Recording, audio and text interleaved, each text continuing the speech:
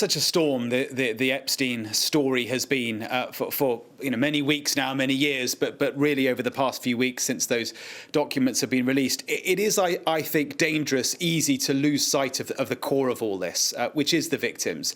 It is the survivors. And I truly got that sense today in the corridors of Congress, where the emotion was thick. I mean, it really was. So that's the first point I would make. The second, this is being led by Sky Roberts, Virginia Giuffre's brother. She is a woman who's part of this story is complex. I mean, she's written a book. She's dead now. She took her own life in Australia. But her story is complex, and I think has kind of made everything that much more complex. And what he wanted to do today was try and straighten out the fact that she was a victim, and there should be no statute of limitations for all the other victims. I mean, she was a victim. She was also described as an unreliable witness. She also, in a sense, became an accomplice because of the nature of the abuse that she was under with Epstein. All of that is in her book. But nevertheless, at the heart of it all, she and all the others were victims. And that was really the core of this today. And it was powerful stuff. The third point I would just make to you all there is that what's astonishing is that while in the UK and in other European countries, the Epstein saga, the Epstein scandal, has had many scalps and may well have many more, it's not really touching the sides here in the United States, which is extraordinary. The one exception to that is Howard Lutnick, the Commerce Secretary, who is on record as saying Epstein is a disgusting guy. When I saw the massage parlours he had in his house, I said to my wife, we are never going near that man again. And then guess what? It turned out through the release of the Epstein files that he did go and stay on Epstein's island well after he had ditched the guy and told him he wanted nothing to do with him. So there's pressure for the Howard Lutnick. But aside from that, Trump feels like he's got away with everything by releasing the files, albeit with so many redactions that many people are so uneasy about. Yes, that's certainly not lost on us here. Mark, thank you very much indeed. I mean, Sonia, Mark's right. The focus has been on documents. First of all, the release of millions of them, then on whether confidential information was passed from Mandelson and Andrew Mountbatten-Windsor to Jeffrey Epstein and the legal implications of that. This takes it back to the victims, doesn't it? So this idea of the statute of limitations, where people have been held back from their stories being investigated, potentially by people of wealth and of power. Yeah. Does this give them an opening, do you think? Well, I hope so. And I think lots of viewers of your programme, like me, would have been surprised to hear that for some quite serious crimes in the US, crimes as serious as sex trafficking, there is a statute of limitations. That just doesn't exist in the UK. If you commit a serious crime in the UK, doesn't matter if it's 30 years later, that you don't get protection from the law. There's no time limit for victims to come forward and accuse you of a crime and for you to potentially see your day in court. So this is really important. It's particularly important in cases of abuse, sexual abuse, particularly involving children, as this one did, because we know that it can take abuse victims many years, even decades sometimes, because of the shame that surrounds and the stigma that surrounds being victims of these sorts of crimes to come forward. So I do hope that that is something that the Democrats make good progress on in the US. Yeah. Yes, I was just going to say to Adam, it's not the first time we've heard demands for Prince Andrew, as he was, to come to Congress to give evidence. Does it matter now, given what we heard from the King yesterday, that the top Democrat on Capitol Hill is joining in with those calls? Well, I think it's still not clear really what they're trying to do in Congress. I mean, they're not prosecuting authorities themselves, and we know that...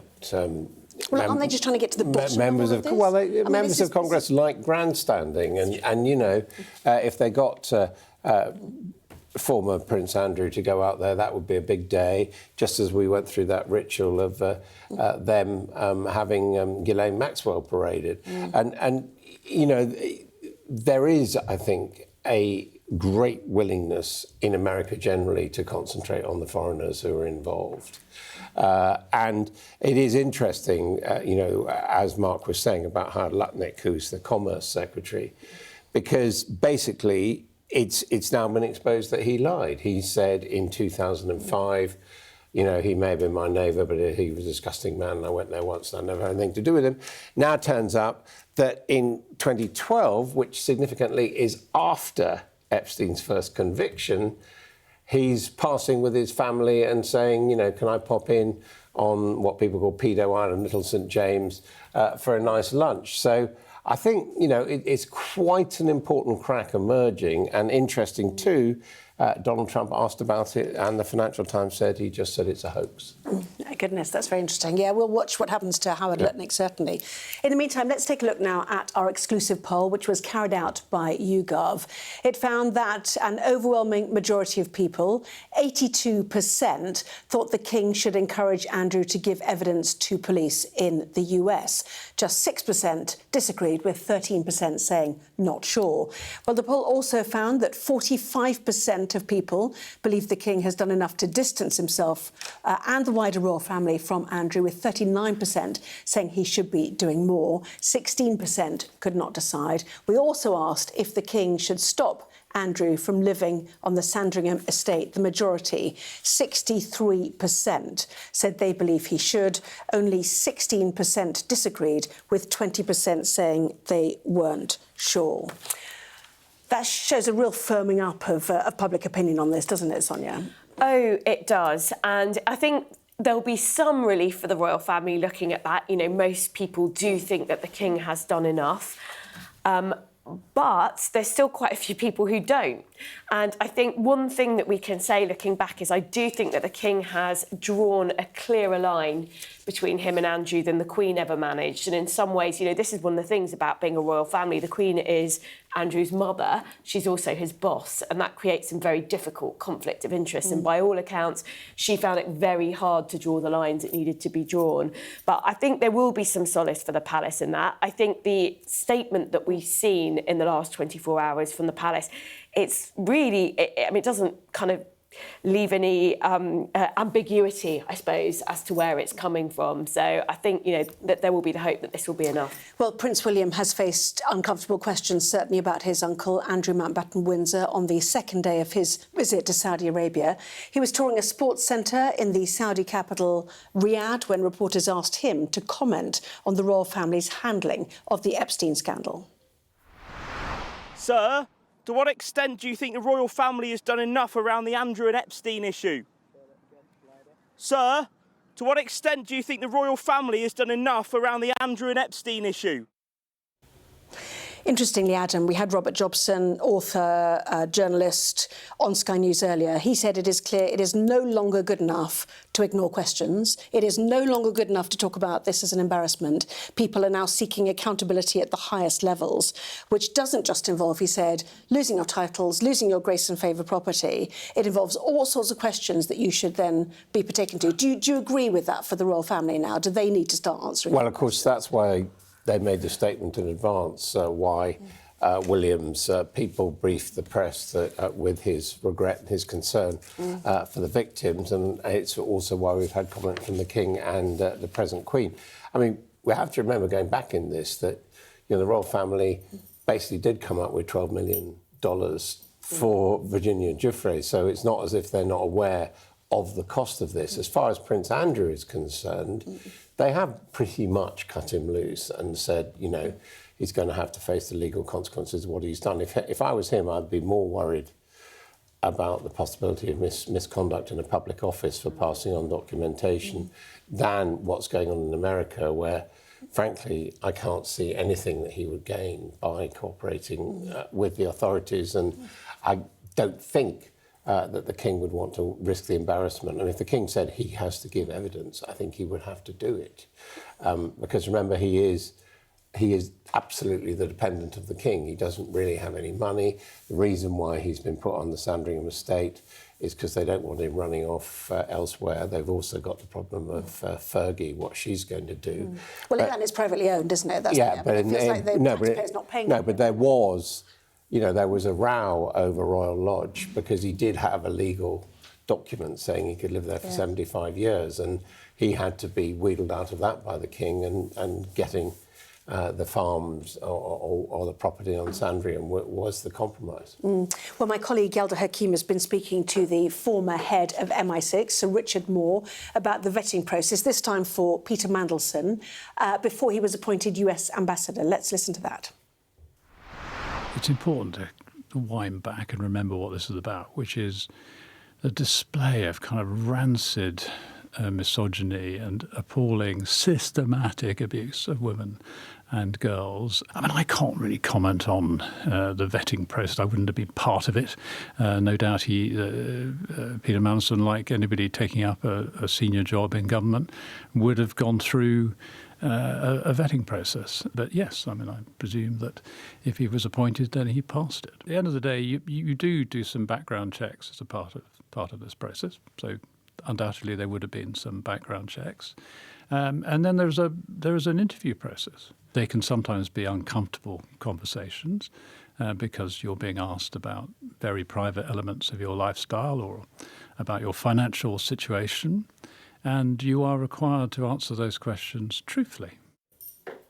Yes, that's the rub, isn't it? The truthful part. You can scan the QR code on the screen now to see Yelda's full interview, though, with Sir Richard Moore. They touched on many other matters. The implication there, obviously, that Mandelson was not truthful. But this is the information that is going to come out in the days and weeks ahead, is it not? Yeah, I mean, there are really three aspects of this. First of all, there are those people who say, on his past record, Peter Mandelson was obviously dodgy, so he should never have been given the job. Now, he was rehabilitated by Gordon Brown, so, you know, Keir Starmer could say there's precedent there. There's then what was known about the nature of his friendship with Epstein, and Peter Mandelson clearly, I mean, Keir Starmer says he lied. He clearly said, oh, well, he's an acquaintance of mine. I haven't had much to do with him, even although it was on the record by then that he had borrowed the flat to stay in New York while Epstein was still in prison. Peter Mandelson did admit he continued to have a relationship with Epstein after his conviction.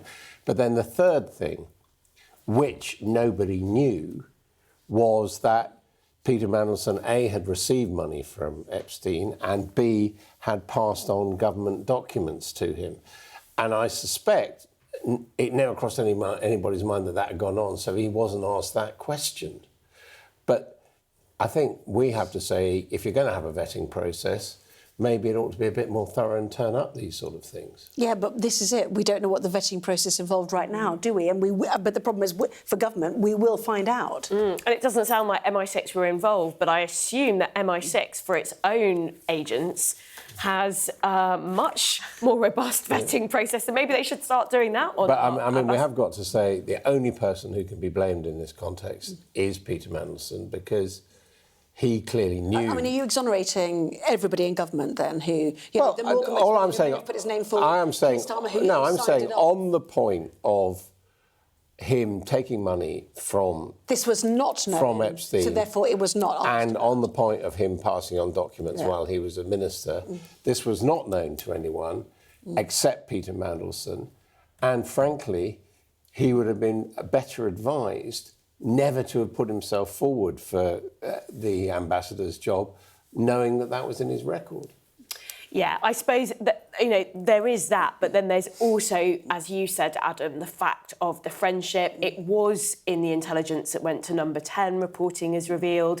It was known that the friendship was close, and that did go in the Number 10 sort of information. So I think there's definitely a sense, if they'd done their job properly, they would have been able to get their hands on the facts, which was that there was a close association between these two men, and that should have raised some alarm bells. And then there's also the question that it appears that Keir Starmer was in such a rush that he actually announced it all before the full vetting process had been completed anyway.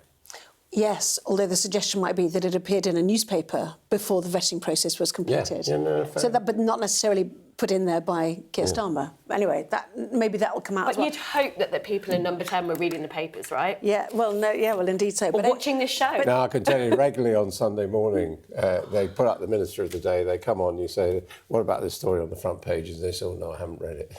How convenient.